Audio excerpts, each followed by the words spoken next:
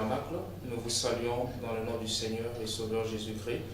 Aujourd'hui, c'est encore un réel privilège de nous rencontrer dans le cadre de l'émission Nos expériences, au cours de laquelle nous essayons de partager les témoignages des grands hommes, les hommes qui ont été appelés à se tenir derrière la chair, ce dont le prophète se réfère en disant c'est un don pour l'épouse, pour l'édification et le perfectionnement du corps de Christ. Et aujourd'hui, nous avions eu un réel privilège de rencontrer le pasteur Armand Nimé, qui est le pasteur de Rehoboth Tabernacle, ici en Belgique, plus précisément à Bruxelles. Que Dieu vous bénisse, pasteur Armand. Que Dieu vous bénisse, frère Gilles. Merci beaucoup pour d'avoir accepté notre invitation. Nous pensons que ceci sera une bénédiction pour les enfants de Dieu. Amen. Pasteur, nous parlons du message du temps de la fin et aujourd'hui nous voulons partager vos expériences. Premièrement, de savoir comment vous êtes venu dans ce message. Comment est-ce que vous aviez cru à ce message du temps de la fin prêché par le prophète William Branham? Merci beaucoup pour la question, frère Gilles. J'ai cru à ce message en 1988 à Lubumbashi. Je suis né à Kinshasa. Je fais mes études primaires et secondaires à Kinshasa, mais à un moment donné, pour obtenir une inscription à l'université de Kinshasa, c'était un peu compliqué. Et j'ai dû voir derrière cette complication la main du Seigneur, parce qu'à Kinshasa, j'étais un grand catholique avec des responsabilités. J'animais le groupe des jeunes à Kaouka, et plus précisément au centre Mondeko. Donc j'étais très très collé à l'église catholique, quoique un frère qui s'appelle frère Tamboué, que Dieu ait son âme parce qu'il est déjà parti, il tentait par moments de me prêcher, de m'aborder au travers de ses messages. J'ai trouvé cela très profond, mais je ne croyais pas. Je ne croyais pas jusqu'à ce que Dieu m'a fait déplacer à Lubumbashi. C'est à Lubumbashi, alors que j'étais à l'UNIV, à la faculté des sciences économiques. Et là, j'ai dû ramasser une brochure intitulée Que ferait de ce Jésus qu'on appelle Christ. Okay, et en lisant cela, que vous avez ramassé à que j'ai ramassé à l'UNIV, oui. Et c'est comme cela qu'en lisant cette brochure, ça m'a beaucoup frappé. Et vers la fin, frère Branham me posait la question de savoir si je devais me situer dans la position de Pilate, qui, au lieu d'accepter Jésus, l'a rejeté, ou je devais réellement accepter Jésus. Alors que j'étais dans la chambre, je me suis agenouillé, j'ai suivi la prière de frère Branham, et c'est comme cela que j'ai cru au message. On ne m'a pas prêché ce message. Quand on me le prêchait à Kinshasa, je ne voulais pas accepter, quoique j'ai trouvé cela très profond. Donc j'ai accepté ce message moi-même, en lisant une brochure, et j'ai trouvé que c'était profond et c'était pénétrant, et j'ai même pleuré, je me suis agenouillé et je priais avec le prophète. Et c'est comme cela que j'ai accepté le message. Alors maintenant, je me disais, mais où est-ce que je dois aller prier? Ouais, c'était ça qui devait être ma question prochaine. Comment est-ce que vous vous êtes débrouillé après avoir lu la première brochure, juste arrivé dans une première église? Oui, et après cela, j'ai rencontré notre frère, le frère Bondo, Gaston, qui était aussi dans la même université que moi. Et il m'a dit, mais tu crois à ces messages? Je peux t'indiquer un endroit où tu peux aller prier. C'est ainsi qu'on est allé à l'église de Roachi, toujours à Lubumbashi. Et le premier prédicateur, c'était le pasteur Dioka. Il prêchait sur les sept tonnerres. C'est le pasteur Dioka prêchait à l'église de la Roachi. De la Roachi, oui. À ce jour, c'était en quelle année? C'était en 88, en 1988, oui. Ah, ok. Oui, alors la première prédication, c'était le pasteur Dioka. À ce moment-là, il n'était pas encore pasteur, c'était un prédicateur de l'ensemble de Rigini. Et il prêchait, c'était très profond, c'était le Fils de l'homme. C'est vrai que c'était nouveau pour moi, il y avait des amens, c'était très profond. Et puis, de la Roachi, on est allé à la Katouba, c'est toujours lui qui continuait la prédication. J'aimerais juste vous arrêter un petit moment, excusez-moi. L'église de la Roachi, c'était l'église de quel prédicateur? Est-ce que vous vous rappelez? Qui était il y a même une sœur qui vient ici, qui vient de cette église-là. je n'ai pas vraiment souvenance du nom, parce que dans cette église-là, j'y suis allé jusqu'en le frère Dioka prêchait, le pasteur dit prêchait. Je l'ai suivi plusieurs fois là-bas. Et quand il a fini ses prédications là-bas, il est allé à la Katouba. Et à la Katouba, le pasteur qui était là venait de démissionner parce qu'il ne croyait pas au Saint-Tonnerre. Et celui qui est resté, c'était le frère Kalonji. C'est vraiment lui qui avait pris la fonction, la charge du pasteur. Kalonji Moudimouka, je crois, si j'ai bonne souvenance. Il y avait aussi le frère Massoudi, qui était un diacre. C'était et nous encadrer. Mais avant qu'il ne commence à nous encadrer, il y avait frère Dioka qui avait prêché pendant longtemps. Le Saint-Tonnerre, le Fils de l'homme. Et c'est comme cela que j'ai dû accepter le baptême. C'est vrai que avant à Kinshasa, j'avais accepté le baptême au nom de Jésus parce que ma mère était pentecôtiste. Et parce que j'ai dit était parce qu'elle est décédée, et que Dieu ait son âme. Et c'est comme cela que, après avoir écouté ce message, ça produit en moi une véritable repentance, parce que Frère Branham dit le véritable baptême doit être précédé par un message de repentance. Un message qui est envoyé pour la repentance. C'est comme cela que, quoi qu'ayant reçu le baptême au nom de Jésus, j'ai accepté un autre baptême au nom du Seigneur Jésus-Christ. Et c'est le frère Robert Chikengele, que Dieu ait son âme. Il a aussi traversé le Jourdain. C'est lui qui m'a baptisé ces jours-là. Et depuis, je me suis accroché au message. J'étais très régulier dans cette église-là, l'église de la Katouba, qui a produit beaucoup de croyants. La plupart des croyants du message, je peux citer le frère Lubanza, le frère Kassongo, beaucoup de frères sont venus par là. Ils sont passés par cette église de la Katouba. Et de la Katouba, je suis rentré à Kinshasa en 89. 89, non, je suis rentré à Kinshasa. Là, j'étais à Rigini. Et à Rigini, c'est le pasteur Mbombo qui était le pasteur. Et quand je suis allé à Rigini... C'était en quelle année vous êtes rentré à Kinshasa? En 89. En 89. Donc, quand je suis passé en troisième, je préférais faire mon troisième graduat à Kinshasa. Et je suis rentré à Kinshasa. Et là, il y avait l'Assemblée de Rigini, comme la plus grande église. Le pasteur, c'était le pasteur Mbombo. Et même à Kinshasa, c'est toujours le frère Dioka qui prêchait. Il n'était pas encore le pasteur. Vous voyez, dans Lubumbashi, c'était le frère Dioka. Là aussi, c'était le frère Dioka. C'est un ministère que nous avons beaucoup soutenu. Et voilà, c'est comme cela que nous avons évolué. Et puis, bon, sans pour autant entrer dans beaucoup de détails, il y a eu Shekina. Nous sommes aussi sortis, je suis sorti de Rigini pour Shekina. Et là aussi, on a eu comme pasteur le frère Dioka. Bon, après, en 95, je sentis dans mon cœur que je devais vraiment évoluer dans une petite église. Ok. Avant cela, avant le 95, quand vous êtes parti à Shekina, j'aimerais savoir, est-ce qu'en ce moment-là, vous aviez déjà ressenti en vous quelque chose de l'appel au ministère? Oui, depuis Lubumbashi, le frère s'étonnait parce que je pouvais lire 10 brochures par jour. Je lisais beaucoup, il s'étonnait. Et puis à Lubumbashi aussi, j'ai eu un songe, comme quoi je me suis retrouvé associé dans le ministère. Bon, je n'y avais pas cru, parce que je ne me voyais pas vraiment prédicateur. Moi, mon objectif, c'était de faire mes études et de terminer, de travailler et tout le reste. Donc j'avais senti, ouais, le ministère se manifeste d'abord par des pressions, hein, des urgences. Mais ça, ce n'est pas encore le ministère. Donc il faut savoir discerner cela et connecter cela au conseil du prophète, parce que le prophète dit que personne ne peut venir au ministère. Vous pouvez lire ça dans le code, personne ne peut venir au ministère sans qu'il ne soit passé dans le sable sacré du désert. C'est-à-dire le dépouillement comme Moïse qui est passé dans le désert, le sable sacré, il a été dépouillé. Je dirais, Paul est passé par les sables sacrés du désert. Et Jésus aussi est passé par le désert. Frère Branham, souvenez-vous ses expériences d'Arizona, et ainsi de suite. Il faut passer par les sables sacrés du désert. Il faut avoir la connaissance de la gloire de la Shekinah. Il faut aussi avoir rencontré ou vu la colonne de feu. Ce sont là les 3 conditions. Donc j'avais toutes ces exigences-là.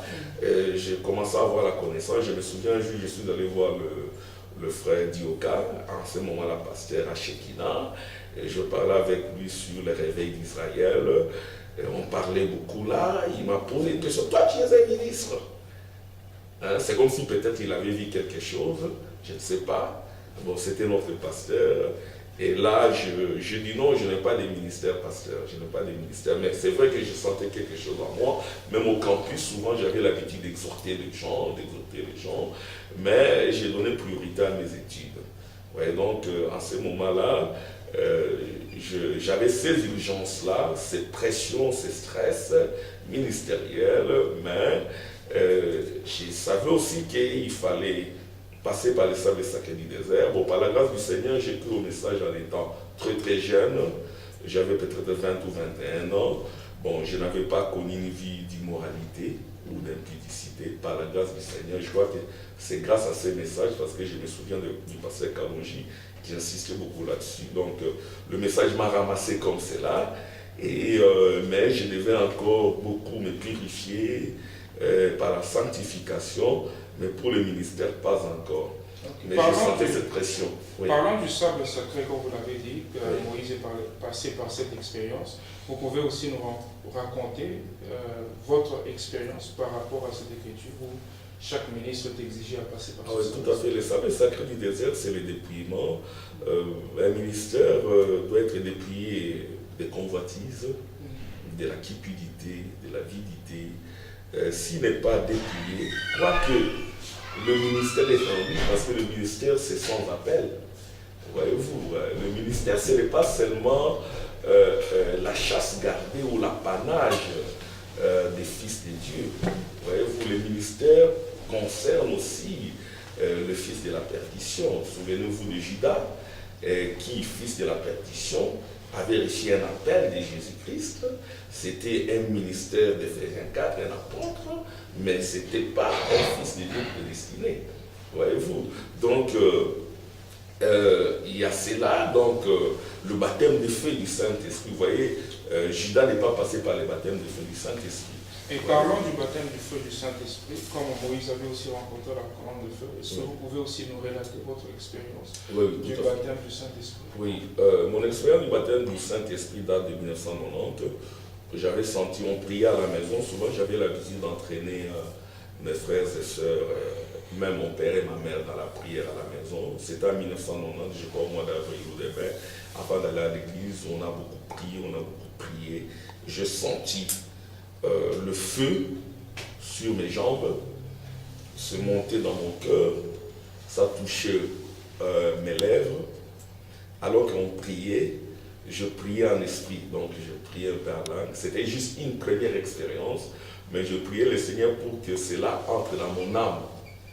Hein? Je priais pour que cela entre dans mon âme, et que je savais que ce n'est pas un signe de parler en langue et tout, mais pour moi, la manifestation du Saint-Esprit en 1990, c'était par le parler en langue.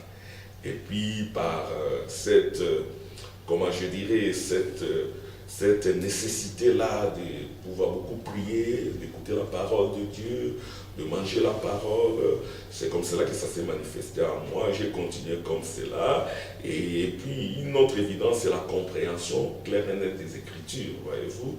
Je suis allé jusque-là, et puis, jusqu'à ce que, en 94-95, j'avais cette tendance-là à vouloir exhorter. J'exhortais beaucoup dans le deuil, au campus, avec les amis, j'exhortais. Mais c'est aussi en 95 que mon ministère a semblé être étouffé. Parce que j'ai donné priorité aux études. Et après, quand j'ai fini mes études en 96, j'ai évolué, donc comme je l'ai dit, dans une petite église.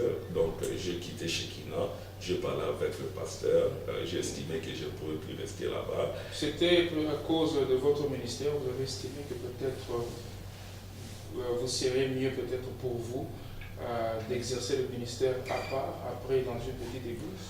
Bon, il y a un sage pentecôtiste, un ancien, qui donnait des conseils aux jeunes gens qui ont des appels, leur disant, si vous voulez que votre ministère ou votre don se manifeste, faut pas aller dans...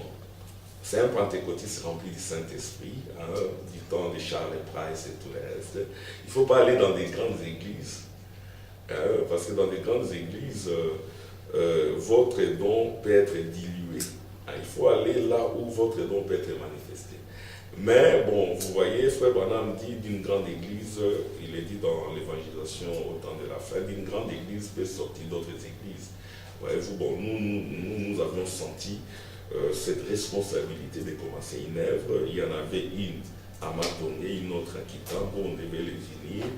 Mais comme c'est les Kitambo avaient aussi leur vision, on est resté à Matongé. C'est la colombe blanche tabernacle qui dirige le pasteur Capé. Donc c'est nous, les anciens de cette église-là. Et c'est comme cela que nous avons évolué. Hein, donc nous avons évolué. Cette église-là, bon, il y avait que quelques personnes, 5, 6, 7, 8, mais aujourd'hui c'est une grande église. Et voilà, c'est comme cela qu'on a évolué. Alors maintenant, quand j'étais là-bas, chaque fois que j'allais en mission de service, j'ai travaillé pour les seigneurs, déjà à Kinshasa. Vous étiez en train de... Je prêchais, oui, je prêchais déjà. J'aimerais savoir... Alors, pour ce qui est de la colonne de feu, pour terminer, je sentais cela dans mon cœur, je sentais cela. Mais la première fois que je vis la colonne de feu, c'était ici en Europe. C'était pendant le moment de trouble, quand j'ai commencé ce ministère. C'était pas évident. On s'est réunissait dans la maison, il y avait des combats et tout le reste. Et alors c'est comme cela qu'en dormant, pendant que j'étais très tourmenté, je sentis une présence. J'ai cru que je rêvais. C'est vrai que j'étais endormi. Alors j'ai senti une paix profonde, une tranquillité profonde. Mon épouse était là à côté.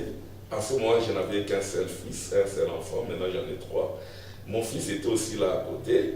Alors je vis une lumière venir. Et cette lumière-là est venue, ça m'a touché. J'ai dit, oh. Et exactement telle que je la vois dans la photo de Frère Branham. Et cette colonne de feu-là est venue. Elle m'a touché, j'ai senti une très forte chaleur et une tranquillité que je n'ai jamais sentie pendant juste quelques minutes. Et j'avais mis un réveil, et quand ce réveil-là a sonné, et l'expérience s'est arrêtée. Et j'ai remarqué que je ne dormais pas. Je voyais vraiment cette lumière-là. Alors c'est comme cela que cette expérience-là m'a davantage réconforté dans ces ministères, parce que je crois que cette expérience-là, c'est parce que la colonne de feu, c'est l'ange du Seigneur. Un ministère doit être accompagné par l'ange, et c'est cet ange-là qui va te protéger au moment des difficultés, parce que les ministères amènent beaucoup de tensions. Tu peux même perdre ton mariage, tu peux même mourir, donc ça amène beaucoup de tensions. Et puis, depuis, ça m'a réconforté. Et j'ai beaucoup lu Daniel, quand cet ange-là est descendu vers lui disant, je suis venu vers toi pour ouvrir ton intelligence, afin que tu aies la compréhension de la vision et que tu sois attentif à la parole. Et depuis, j'ai eu cette compréhension, cette attention, et je me sens réconforté dans mon petit ministère. Et voilà, et pour quelques expériences ministérielles, nous avons quitté la maison, nous sommes venus ici. Ces bâtiments que vous voyez, c'était un bar. Il y avait des prostituées qui venaient ici, il y avait des soulards et tout. Nous, on se réunissait en bas, dans la cave. Et un jour, je priais, j'ai dit, Seigneur, accorde-nous tous ces bâtiments. Ici, c'était un bar très florissant. Il y avait des blancs qui venaient, des prostituées. Là, c'était une boutique. J'ai dit, Seigneur, accorde-nous tous ces bâtiments. Que ces bars s'arrêtent et que la boutique ferme. Et parce que quand on priait dans la cave, il y a par moments des prostituées, des soulards qui descendaient pour qu'on prie pour eux. Alors, je priais comme cela et puis on a fini. J'ai dit au frère, Dieu va nous accorder tous ces bâtiments. Les frères se sont étonnés parce que c'était très florissant. Quelques mois après, le frère qui louait ici m'a appelé pour me dire non, on arrête. Il m'a donné la clé. C'est comme cela que Et il y a beaucoup de témoignages comme ça. J'aimerais quand même revenir sur quelque chose que vous aviez mentionné. Oui. Disons que quand vous faites, vous avez mentionné du mariage. Oui. J'aimerais si vous pouvez peut-être nous raconter un peu en bref comment vous avez rencontré votre épouse. C'était avant le ministère. Juste un peu en bref, comment vous avez... j'ai rencontré mon épouse en 1990. J'étais étudiant. Elle aussi, elle était étudiante. Et on s'est aimés. Et puis, je suis allé voir le pasteur Dioka. Je lui en ai parlé. Et le pasteur Dioka m'avait accordé. Il m'a juste demandé, est-ce que tu es étudiant? Tu es en quelle année?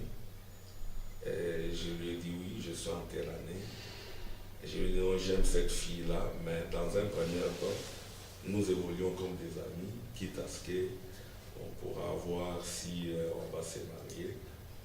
Et c'est comme cela que j'en ai parlé. Le pasteur Dioka, à ce moment-là, il m'avait autorisé.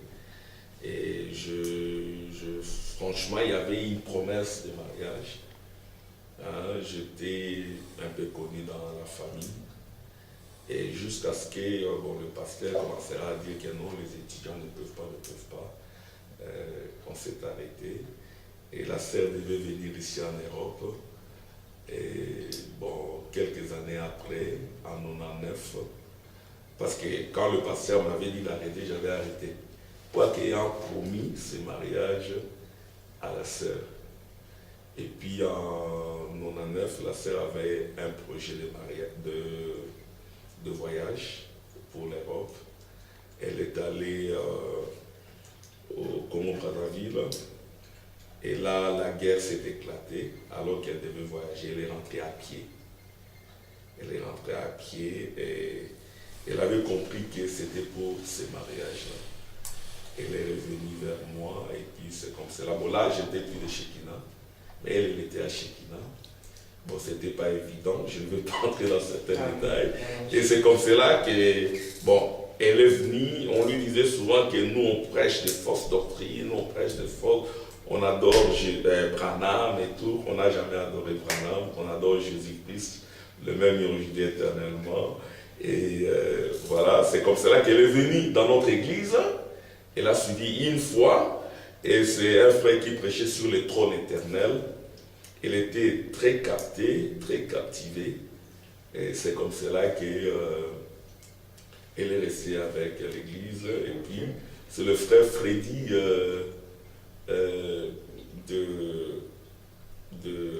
on l'appelle maintenant frère Salem. C'est le frère Freddy Mongou qui a béni mon mariage. C'est un ami à moi. On était aussi avec lui au campus. C'est lui qui a béni mon mariage en 2001. Okay. J'aimerais quand même poser une question. Étant conscient du ministère que Dieu vous avait quand même appelé, est-ce que vous aviez tenu compte de l'exigence d'un lévite avant de vous marier? Oui. Il y a deux sacerdoces. Il y a les sacerdoces lévitiques et les sacerdoces royales. Les sacerdoces de la tribu de Juda.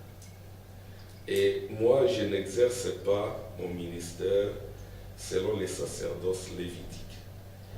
Je l'exerce selon les sacerdoces de la tribu de Juda. Je sais qu'il y a beaucoup de débats là-dessus, je ne n'aimerais pas y entrer, mais je crois que si vous lisez dans Hébreux 7, il est parlé du sacerdoce lévitique qui n'apporte pas la perfection, parce que c'est un sacerdoce sans serment. En principe, un homme de gentil ne peut jamais exercer un ministère selon les Lévitiques. Tu vois, Timothée a eu des sérieux problèmes parce que son père était un gentil, sa mère c'était une juive. On lui a créé beaucoup de problèmes. Voyez-vous, donc le ministère qui concerne le gentil, c'est le ministère de la tribu de Juda. C'est vrai que Frère Branham a parlé du sacerdoce lévitique, mais si vous le suivez plus près, vous remarquerez que le sacerdoce qui amène la perfection, j'aimerais lire ça, c'est le sacerdoce de la tribu de Juda. Hein, c'est le sacerdoce royal. J'aimerais lire Hébreu. Hébreu 7. Hein, donc, quand l'ange puissant descend, il met fin au sacerdoce lévitique. Et parce que lui, cet ange puissant, c'est Jésus-Christ, il n'est pas de la tribu des Lévites, il est de la tribu de Juda. Et le ministère que moi j'exerce, c'est le ministère de l'épouse. L'épouse qui est de la tribu de Juda. Et l'épouse exerce cela comme la lionne. Souvenez-vous de Jacob, quand il bénissait Juda, il lui disait, Juda, tu es le lion, tu reviens du carnage, et qui te fera lever, tu es la lionne. Et la portion de la lionne, c'est la portion de l'épouse. Et vous remarquerez que dans la généalogie, c'est ce que je suis en train de prêcher, on a parlé des femmes des nations. Ok? Et il y a Rahab, il y a Tamar, il y a Ruth, il y a Bathsheba, hein, il y a Marie. Hein, ce sont les femmes qui sont citées dans la tribu de Juda. Voyez-vous, mais je voudrais quand même lire Hébreu 7, pour parler du ministère de l'épouse. Le ministère de l'épouse, ce n'est pas un ministère lévitique, c'est un ministère royal. C'est le ministère dont a parlé Paul. Et Paul, c'est un ministre juif, mais qui fait partie de l'épouse des nations. Parce qu'il a prêché le message aux gentils. Attendez, Hébreu 7, je vais lire. Ceux des fils de Lévi, attendez, considérez combien est grand celui auquel le patriarche Abraham donna la dîme du butin. Ceux des fils de Lévi qui exercent les sacerdoces ont d'après la loi l'ordre d'élever la dîme. Bon, je ne suis pas là. Attendez. Si donc, c'est 11, si donc la perfection avait été possible par les sacerdoces lévitiques, car c'est sur ces sacerdoces que repose la loi de nos peuples, était-il encore nécessaire qu'il paraisse un autre sacrificateur selon l'ordre de Melchisédek et non selon l'ordre d'Aaron? Car les sacerdoces étant changés, vous dites Amen, frère Génie, les sacerdoces a changé avec Apocalypse chapitre 10. Car les sacerdoces étant changés, il y a aussi nécessairement un changement des lois. En effet, celui de qui ces choses sont dites appartient à une autre tribu dont aucun membre n'a fait le service de l'autel. Car il est notoire que notre Seigneur est sorti de Juda, tribu dont Moïse n'a rien dit pour ce qui concerne les sacerdoces.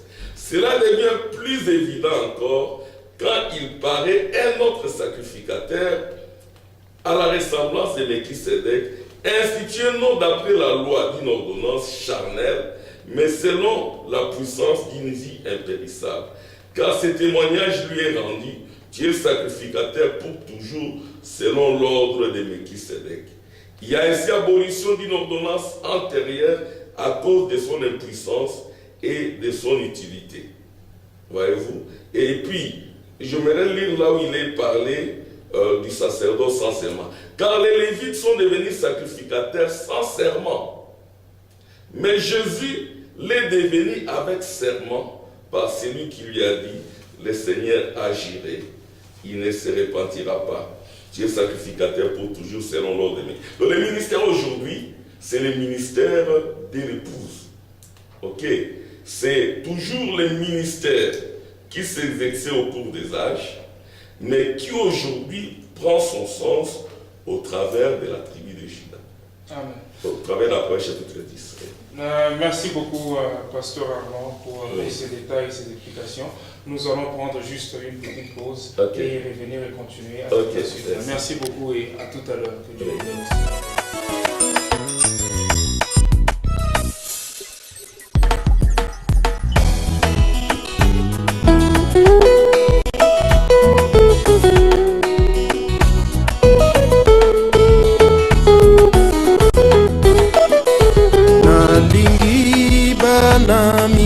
mike po bazalaka lokola bange.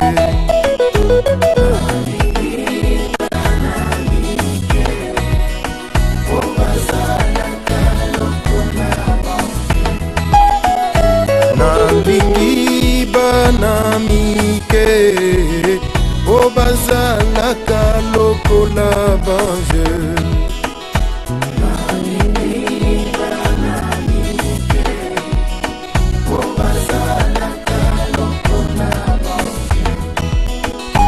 Bona kokota na bokonzi ya lola, bosengeli kozala lokola bango bapeti.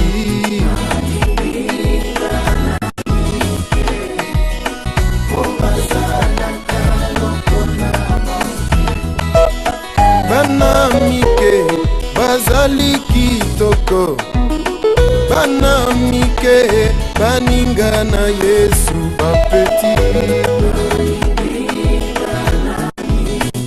Bana mike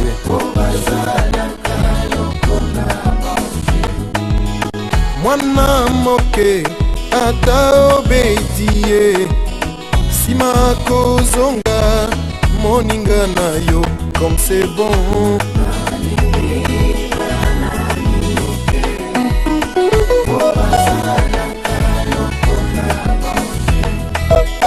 Kasi bamikolo mosisa ya bololo, tala bamikolo koyina mpe kanda, mais pourquoi?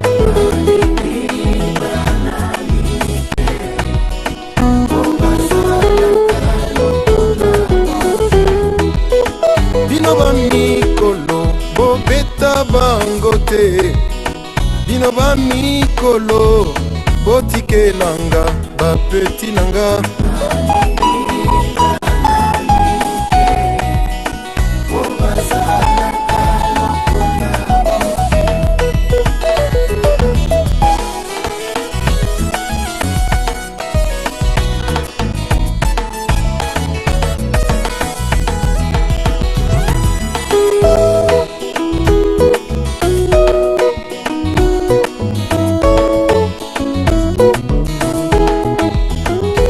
Nalingi bana mike po bazalaka lokola bange. Oh, bana mike po bazalaka lokola bange. Nalingi bana mike po bazalaka lokola bange. Oh, bana mike po bazalaka lokola Mikolo. Shalom et bienvenue de retour sur Vidéo Tabernacle. Aujourd'hui, nous parlons des expériences et nous avions eu le privilège de rencontrer le pasteur Armand, le pasteur Armand Nimé, qui est pasteur de Rehoboth Tabernacle ici à Bruxelles, en Belgique. Nous avions parlé de vos expériences, pasteur Armand. Vous nous aviez rencontré comment vous aviez dû ramasser la première brochure jusqu'à aller dans une église et ensuite jusqu'au mariage. Mais j'aimerais savoir, en tant que ministre, comme le frère Branham aussi en parle, un ministre devrait être encadré. Est-ce que vous aviez eu aussi ce privilège d'avoir reçu un certain encadrement auprès d'un ministre pour aussi apprendre avant de se lancer dans le ministère? Merci beaucoup pour la question. L'encadrement ministériel, moi je crois que c'est d'abord l'encadrement chrétien dans un premier temps, c'est ça le fondement, c'est ça le soubassement, parce qu'on ne peut pas être un bon ministre quand on n'a pas été une bonne brebis, voyez-vous. Donc le bon encadrement, moi je crois que c'est d'abord l'encadrement dans une bonne église, avoir beaucoup écouté, et puis n'oubliez pas que nous vivons dans l'âge de l'épouse. Les âges des églises sont terminés, mais ceci ne revient pas à dire qu'on doit faire tabula rasa des églises. Non, les églises doivent demeurer comme les églises dit le prophète, et nous devons continuer comme si de rien n'était. Mais je crois au fond de mon cœur que les âges des églises sont terminés, étant donné l'ouverture de cet honneur, l'ouverture de cette sceau. Alors, quand un chrétien est bien formé dans une église, et quand un chrétien il est en contact avec le ministre, n'est-ce pas, il peut d'une manière ou d'une autre voir comment se comportent ces ministres-là. Et ces ministres-là aussi, ils peuvent voir l'appel dans l'autre. Voyez-vous, tantôt je parlais d'un de mes pasteurs qui m'a dit ouvertement, mais toi tu as un ministère. Voyez-vous, alors quand on est allé dans d'autres églises, bon, on nous a découvert comme c'est là, on nous a prodigué des conseils. Voyez-vous, on nous a prodigué des conseils, notamment comment doit prêcher un ministre. Ici, je n'aimerais pas citer des noms. Par exemple, un ministre ne peut pas aller prêcher après qu'il ait beaucoup mangé. Voyez-vous, donc quand nous venons, moi personnellement, quand je viens prêcher, quand j'ai à prêcher le dimanche, le samedi, je ne mange pas. Je ne dors pas dans ma chambre, je dors au salon. Voyez-vous, ce sont des expériences. Et un ministre doit être un homme de prière. Il faut beaucoup prier. Un ministre doit être le vainqueur de sa nuit. Qu'est-ce que c'est qu'être vainqueur de la nuit? C'est-à-dire qu'à un moment donné, alors que vous êtes endormi, vous pouvez vous retrouver en train de prier. C'est-à-dire que la dimension prière doit atteindre aussi les subconscients. Même la dimension prédication. J'habitais avec deux frères, notamment le frère Moabi que je salue, le frère Poueté qui est aussi pasteur. La plupart de ceux de ma génération sont des pasteurs. Ils sont la plupart nés entre 66 et 67. Voilà, la plupart sont devenus des pasteurs dans des églises. Et par moments, moi je dormais, les autres étaient là en train de parler et je me réveillais inconsciemment. J'ai répété les citations. Frère Branham dit ça, Frère Branham dit ça, Frère Branham dit ça, Frère Branham dit ça. Et puis j'allais m'endormir. Et le lendemain matin, mes amis me disaient, ah, Armand, tu dormais, tu t'es réveillé et tu as donné des citations, puis tu es allé dormir. Ça c'est l'expérience de la subconscience. Donc la prière, l'onction ministérielle doit aussi atteindre les circonstances. C'est-à-dire à un moment donné, vous pouvez vous retrouver à genoux en train de prier. Ce sont des éléments qui amènent à la conviction ministérielle. Et ce sont des conseils qu'on a reçus par-ci, par-là. Par exemple, quand on va prier, quand on va prêcher, on ne parle pas. Ça, on doit le dire à ses propres enfants et à sa femme. Et la femme et les enfants doivent le savoir que non, papa va prêcher et en ce moment-ci, il ne peut pas parler, il doit rester tranquille. Voyez-vous? Et puis la prédication, ce n'est pas une conférence. Il y a un moment où on parle, il y a un moment où l'onction entre pour prêcher et vous le sentez. Vous attendez cela même aux oreilles. Voyez-vous? Et depuis que j'ai commencé à prêcher, jamais je prêchais ce que j'ai préparé. Par la grâce du Seigneur, je suis, ça c'est dans ma vie privée, je suis professeur assistant. Je suis appelé à être professeur. Et pour enseigner, souvent j'ai préparé mes leçons, j'ai répété tout. Mais depuis que j'ai commencé à prêcher, jamais je préparais des prédications et j'ai tout répété. Il y a des fois où je peux me retrouver du haut de la chair, je prêche ce que je n'ai même pas écrit. Donc la prédication, c'est l'onction qui descend. Ce n'est pas parce qu'il y en a qui prêchent, il y en a qui font la conférence. C'est très différent. C'est quelqu'un qui est dans l'onction ministérielle pendant longtemps, il peut sentir que non, ici le monsieur il est en train de raconter une histoire, ici il est en train de prêcher ou d'enseigner sous l'onction. Donc c'est très différent. Et souvent les gens, la plupart n'arrivent pas à distinguer l'onction ministérielle et le fait de juste de parler comme un historien ou de parler comme un conférencier. C'est très différent. Et cette onction-là, elle s'accumule par la prière, par la consécration, et puis en respectant bien sûr les prescrits du message. Donc l'encadrement pour me recadrer, pour me préciser plutôt, l'encadrement c'est un peu surnaturel. Il faut que celui qui est appelé au ministère en soit conscient, hein, qu'il sache que quand il est avec un ministre, un grand ministre, qu'il sache retirer de ces ministères-là. Il y en a qui encadrent, il y en a qui n'encadrent pas aussi. Donc c'est ça un peu la difficulté dans le message. Mais moi, si je suis avec quelqu'un qui est peut-être moins âgé que moi, je ne suis pas assez âgé dans le ministère, je suis un petit ministre, ça je le sais, mais quand je suis avec ceux qui viennent, je leur donne ces petits conseils. Amen. J'aimerais quand même que vous puissiez nous donner votre parcours. Vous êtes maintenant à Kinshasa, à l'église, je pense, du pasteur Salem. Non. Du pasteur Capé. Du pasteur Capé. Alors Oui. maintenant, comment est-ce que vous quittez de là jusqu'à arriver ici et comment est-ce que vous avez commencé l'œuvre ici? Ah, ok.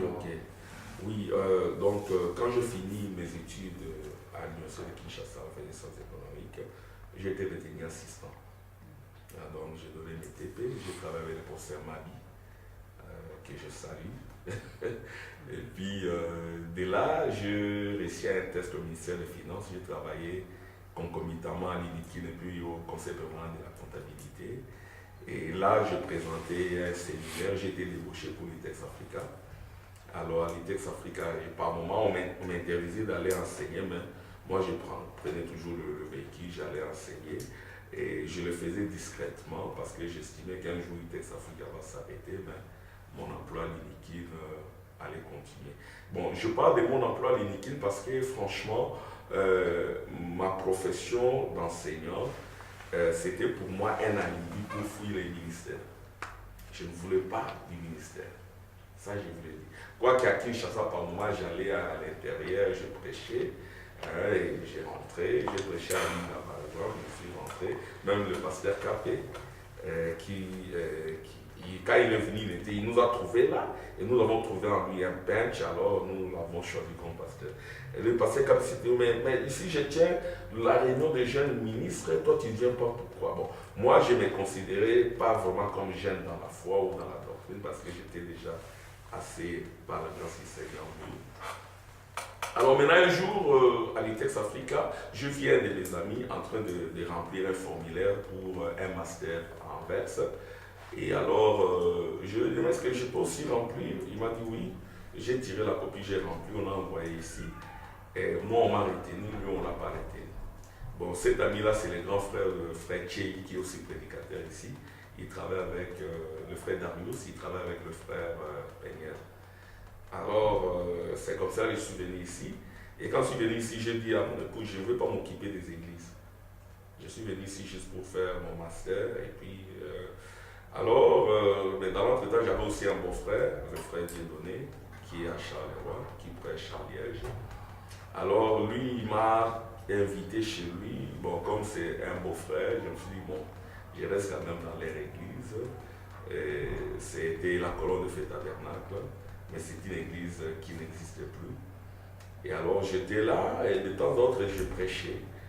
De temps en temps je prêchais, mais on n'avait pas la même vision. Vous, moi je croyais déjà dans beaucoup de choses, je crois dans les 3e exode. Je crois que nous sommes dans cet exode où nous devons aller du baptême du feu du Saint-Esprit au pied éternel du millénium. Mais lui, il est dans... Bon, en fait, je ne vais pas faire trop de commentaires là-dessus. C'est-à-dire nous n'avions pas la même vision. À un moment donné, je lui ai dit que non, je trouve qu'on n'a pas la même vision. Je ne sais pas continuer ici. Je l'ai laissé avec toute l'église. Je n'ai pas dit aux gens de me suivre. Je suis allé dans ma maison. C'était en décembre 2007. C'est en novembre 2007 que je me suis dit, moi je vais prier à la maison. Mais les frères qui m'avaient suivi là-bas, qui étaient bénis, ils n'ont pas supporté ça. Ils n'ont pas supporté ça. Ils voulaient vraiment que je sois là. Mais moi, j'ai dit que non, je ne peux pas travailler ici. Je les ai laissés. Je suis rentré à la maison. Ils m'ont suivi. On commençait à prier à la maison. Il y a aussi d'autres qui sont venus. On priait à la maison de 2007 à 2009. Et puis à partir de 2009, on a eu la cave en bas. Et puis de la cave, on a prié, Dieu nous a donné ces bâtiments. Merci beaucoup, Pasteur Armand. J'aimerais quand même que vous nous puissiez, si possible, nous relater. Est-ce que depuis que vous avez commencé le ministère, quelle est la plus grande difficulté que vous avez rencontrée, si c'est possible de la relater, et comment Dieu vous en a permis peut-être de vaincre et de s'en sortir? Oui. La plus grande difficulté, c'était d'abord mon épouse. Elle est tombée malade. Et parce que ces grossesses sont souvent délicates depuis le premier enfant, dont j'ai 3 enfants. Il y a William, Marion, il y a Neville et puis il y a Séraphin. Et quand je suis venu ici, là-bas, on a perdu une fille. C'est-à-dire, elle a des grossesses délicates. Quand elle est grosse, elle ne doit pas travailler, mais par moment, elle travaille et tout. Alors, la 3e grossesse, c'était juste quand j'ai commencé mon ministère. Alors, cette grossesse-là l'a rendue dépressive. Très dépressive. C'est vrai aussi que quand on commence un ministère, il y a toujours des pressions. Vous voyez, je ne vais pas décrire tout cela. Ça a impacté sur mon épouse parce que la femme d'un ministre, elle se tient entre, comme le prophète le dit, entre le monde et vous. Elle est là au milieu. C'est-à-dire, elle reçoit tous les chocs. Et ça l'a mis dans un certain état. Et puis, pendant cette période-là, c'était pas évident parce que je devais prendre soin d'elle. Elle n'arrivait pas à s'élever. Elle n'arrivait pas à marcher. Elle ne pouvait pas préparer. Je préparais, je l'aidais à se laver, et j'aidais les enfants. Je devais aussi venir à l'église prêcher. Et curieusement, je ne m'étais jamais absenté. Et jusqu'à ce que je priais le Seigneur qui me délivre de cette charge. Il m'a aussi délivré parce que normalement, techniquement, mon épouse et mon fils pouvaient mourir. Hein, c'est-à-dire l'enfant pouvait mourir dans le ventre, mon épouse pouvait aussi mourir. Et puis, mais Dieu m'a délivré de cette situation. Bon, une autre difficulté, c'est aussi avoir un local comme celui-ci. C'était pas évident, on l'a eu. Et nous n'avons pas, nous sommes un petit groupe, peut-être par moment on atteint 20 personnes, hein, 25. Beaucoup ne travaillent pas, il y en a qui travaillent. Et personnellement, toutes les dîmes et les offrandes que je perçois, je les restitue pour le loyer. Parce que si on ne le fait pas, ça ne sera pas évident. C'est-à-dire on paye 800 € ici, et c'est beaucoup d'argent. Nous récoltons des petites offrandes, et les dîmes, je les utilise. Donc quand je les ai consommées, je les restitue. Et c'était ça la grande difficulté. Et depuis qu'on est ici, on n'est jamais en retard de loyer. On paye constamment le loyer. Et une autre difficulté aussi, c'est que je travaille, je fais ma thèse, je dois m'occuper des enfants, je dois m'occuper des brebis. C'est pas évident. Je suis appelé à choisir. Dieu m'a parlé dernièrement pour me dire que je dois m'épuiser pour son œuvre que pour les œuvres charnelles. Donc parmi, il y a un travail que je dois abandonner. Peut-être que j'ai déjà abandonné, mais c'est une discrétion. Donc je vais davantage me consacrer à cette œuvre et puis à terminer peut-être mon doctorat. Nous arrivons presque à la fin de notre émission, Pasteur Armand. Oui. J'aimerais quand même, avec votre expérience, vous puissiez néanmoins donner un conseil aux jeunes ministres ou bien aux personnes qui aspirent au ministère, qui viendront après vous. Quel est le conseil que vous pouvez leur donner? Le premier conseil, c'est d'aimer la vie de sanctification, la vie de dépouillement. C'est une grâce qui est d'aimer cette vie-là. Cette vie-là, on ne l'aime pas comme ça. C'est une grâce qui vient de Dieu. Il faut que nos frères qui aspirent au ministère aiment réellement la sanctification, la vie du dépouillement. Le sable sacré du désert. Parce qu'il n'y a pas des ministères percutants sans vie de consécration. Frère Branham dit les hommes, les grands ministres, ce sont des ministres qui se sont beaucoup confiés à la prière, parce qu'il n'y a pas de bons ministères sans prière, sans consécration. Parce que le ministère, c'est sans appel.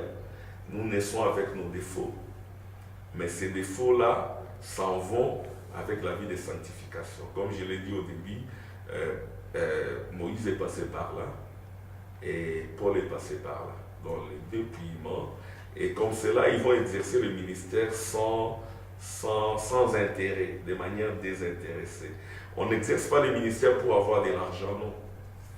On n'exerce pas le ministère pour être grand, non. Voyez-vous, et cela nécessite le dépouillement. C'est le conseil que je vais leur prodiguer. Et puis, ils doivent beaucoup lire, parce que Frère Branham dit, après que vous soyez passé par les sables sacrés du désert, vous devez avoir la connaissance. La connaissance, c'est la sagesse qui a de l'intelligence. Voyez-vous. Et puis, vous devez aussi avoir l'expérience de l'ange de l'Éternel. Et l'ange de l'Éternel campe autour de ceux qui le craignent. Et cet ange-là, c'est l'ange de Malachie 4. C'est l'ange d'Apocalypse chapitre 10. C'est cet ange-là qui a marché avec le frère Branham. Et le frère Branham pouvait dire, là où le message est prêché, l'ange de l'Éternel est là. Donc, je leur prodiguerai des conseils dans ce sens-là, qu'ils soient réellement attachés à ces messages, qu'ils lisent beaucoup, qu'ils écoutent aussi beaucoup. Amen. Merci beaucoup. Pasteur, nous arrivons à la fin, mais néanmoins, j'aimerais quand même vous poser une question qui est peut-être en dehors de ce sujet de nos expériences. Oui. C'est la question par rapport au 28 février Oui. Qui est passé hier. Mais j'aimerais quand même avoir votre point de vue sur ce que cela signifie ou représente pour vous. Qu'est-ce que le 28 février 63 représente pour vous et quelle est l'interprétation 50 ans plus tard? Oui. Le 28 février 1963, c'est le jour où la nuée s'est dévoilée. La nuée a été vue scientifiquement. Voyez-vous, la nuée a été vue scientifiquement le 28 février 1963 et nous considérons cela comme la date, il y en a qui considèrent cela bibliquement comme la date de la venue de la nuée. Ce n'est pas faux, c'est correct, n'est-ce pas? Mais moi je crois que la nuée est venue bien avant le 28 février. Parce que Frère Branham, dans l'opprobre pour la parole, il en parle, il parle de ces 7 anges, de cette nuée qui est entrée en lui majestueusement. Et Frère Branham, dans Messieurs Slair, prêché le 30 décembre 1962, il dit que Monsieur Slair, il a vu cette vision-là de la nuée. Ça a créé une explosion et ça a produit une grande déflagration. Il pensait qu'il allait mourir, même Joseph qui était là, qui allait mourir. Mais il n'est pas mort, voyez-vous. Donc, le 28 février, c'est juste comment je peux dire, la matérialisation. C'est-à-dire, le Seigneur a voulu être vu le 28 février. Mais j'estime qu'il était là bien avant. Quand on dit le 28 février, on est dans les calendriers de Daniel, qui est un calendrier catholique. Le véritable calendrier, c'est le calendrier. Quand on dit le 28 février, on est dans les calendriers catholiques. Les calendriers grégoriens. Parce que le 28 février, c'était pendant le soir. Mais à Kinshasa, ce n'était pas le soir. Vous voyez, les fuseaux horaires sont différents. Voyez-vous, donc nous devons interpréter les choses selon les calendriers de Daniel. Dans les calendriers de Daniel, moi je crois que la nuée est venue avant le 28 février. Et cette nuée-là est entrée dans le prophète. Et le prophète était devenu comme un Bethel, un tabernacle, où les anges pouvaient monter et descendre. Et je crois même, peut-être pour achoper, pour ne pas achoper ou achoper certains, cette nuée-là que les gens ont vue. Cette nuée-là était entrée dans le prophète au mois déjà en 62. Parce que Frère Branham dit, j'ai vu cette vision-là. La vision, c'est une réalité. Cette nuée-là était dans le prophète. Et moi, je crois que cette nuée-là qui est sortie, elle est venue du prophète. Elle était déjà dans le prophète avant le 28 février. Elle est venue du prophète, elle est retournée dans le prophète. Voyez-vous, cette nuée-là, c'est le soir, la colonne de feu, ainsi de suite. Cette colonne de feu est descendue depuis la naissance du prophète. Cette colonne de feu a marché avec les prophètes. La colonne de feu se transforme en nuée. Et cette nuée-là, pour terminer, elle était dans les prophètes. Et le prophète, c'est Bethel, un tabernacle où les anges montent et descendent. Voyez-vous, même la photo d'Ézéchiel, hein, c'est avant 1963. Voyez-vous, et la nuée, elle s'est matérialisée le 28 février. Je considère cette date-là comme une très grande date, le 28 février 1963, mais profondément, la nuée était déjà là avant le 28 février. Parlant de la date, si nous parlons des dates, qu'est-ce que nous pouvons apprendre de ces 50 ans qui viennent de s'écrouler par rapport à la date où elle s'est scientifiquement photographiée? Oui. Par rapport à la date, nous réalisons que nous sommes en 2013. Voyez-vous? Et par rapport à la date, nous comprenons aussi que cette nuée-là, c'est la pierre de Daniel. C'est le 5e royaume. Daniel dit, quand cette pierre-là est descendue, Jean dit, c'est l'ange qui descend, il met un pied sur la terre, un autre pied sur la mer pour écraser la bête qui sort des eaux, c'est l'Union européenne, et la bête qui sort de la terre, ce sont les Américains, les États-Unis d'Amérique. Et je crois que cette pierre-là a réellement écrasé toutes ces bêtes. Elle est en train de grandir dans le cœur de l'épouse. Et elle devient de plus en plus un grand royaume. Il faut voir l'influence du message. Et je crois aussi que par la venue de cet ange, étant donné le temps du calendrier romain, qui est un faux calendrier, Malachie 4 est accompli complètement. Dans Malachie 4, il est parlé des cendres du méchant. Frère Branham, quand il regarde les États-Unis, il dit qu'il construit déjà sur les cendres. Ce sont les cendres, tous ces pays que vous voyez. Il n'y a plus rien. C'est si vous remarquez que les systèmes économiques ne marchent pas, les systèmes sociaux ne marchent pas, les systèmes ecclésiastiques ne marchent pas. Donc je crois que par rapport au temps, ce royaume est en nous. Il est en train de grandir, de prendre de l'ampleur, après qu'il se soit révélé vers ces années-là, après qu'il ait pris la prééminence, et il rétablit maintenant ses royaumes. Merci beaucoup, Pasteur Armand. Nous sommes à la fin de notre petite émission. Avant de clôturer, je ne sais pas si vous avez un petit mot de la fin, juste avant de clôturer l'émission. Je salue l'épouse du Seigneur Jésus-Christ, où qu'elle soit, en Afrique, en Asie, en Amérique, et plus particulièrement ici en Europe. Et je dirais comme l'Esprit qui parlait aux âges des églises, leur disant, je sais là où vous habitez. Là où vous habitez, là où est le trône de Satan. Là où est la demeure de Satan. La demeure de Satan, c'est ici, à Bruxelles. Voyez-vous? Mais nous sommes le royaume, le trône. Nous devons considérer cela. Nous devons considérer que nous vivons là où loge le diable. Et à cause de cela, nous devons être attentifs à la parole. Nous devons être collés à l'ange de l'Éternel pour que notre intelligence s'ouvre et que nous comprenions la vision en la captant. Que Dieu vous bénisse. Amen. Merci beaucoup.